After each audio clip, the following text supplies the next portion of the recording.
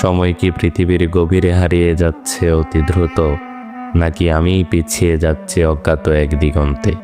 এই যে আরও একটি বছরের শেষ প্রান্তে এসে দাঁড়ালাম, কিছু কি অর্জিত হয়েছে, নাকি শুধুই বারবার নিজের ভেতরে একটা শূন্যতার জন্ম দিয়েছি? প্রতিবার নিজেকে নতুন করে গড়ে তুলতে চেয়েছি, কিন্তু সময়ের ভারে হারিয়েছি সব সংকল্প ক্ষণিকের এই জীবনের ব্যস্ত স্রোতে।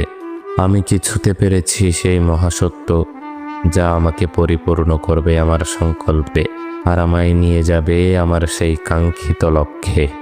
নাকি তৃষ্ণার্ত পথিকের মতো শুধুই ছুটে চলেছি সেই মরীচিকার পেছনেই?